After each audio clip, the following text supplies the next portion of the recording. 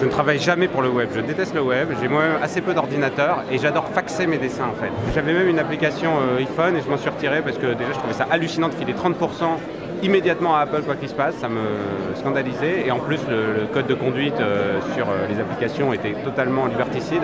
Donc moi en gros je pouvais faire quasiment aucun dessin si je devais m'en tenir strictement au règlement. Donc c'était pas la peine. La magie fait partie de la culture.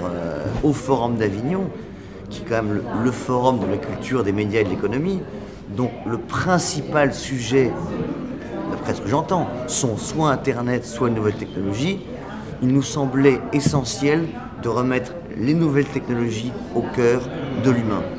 Concrètement, on parle beaucoup de culture avec des concepts, avec des grands discours. Nous, notre discours, il est sur le plateau.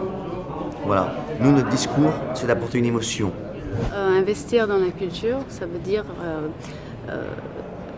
donner un choix aux gens.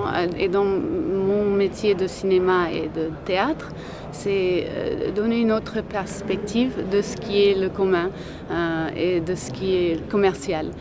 Dans l'exemple de Bollywood, le film commercial, c'est surtout un univers de fantaisie, le film commercial de Bollywood. Et nous essayons de raconter des histoires plus réelles et d'une Inde moderne, avec tous les changements, avec les influences de dehors, avec les influences globales.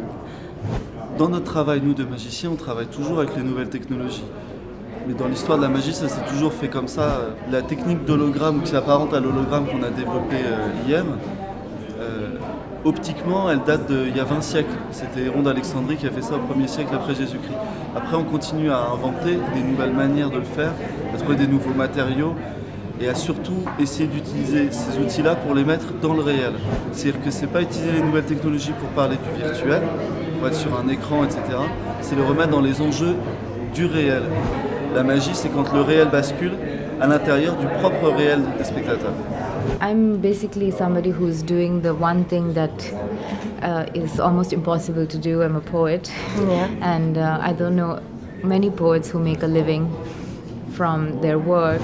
If you make it so impossible to live doing what you love, then you have to, in a way, contaminate it and do other things to support yourself. And I think that, to me, the idea of investment would be to make it possible for people who are making art, which is not necessarily mainstream or making a lot of money, but they're able to do that, because I think that's important that those people exist and that everything is not homogenous and one big thing that's a big money bringer and blockbuster, because you know, these are the marginal voices that sometimes will be what last into the future, and you never know what is going to be more staying, and so it's about giving as much a possibility as for more people and more artists to do their work.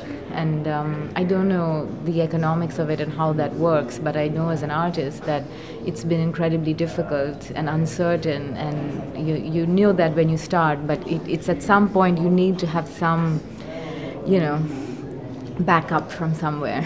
And so I think it could come in the form of investment.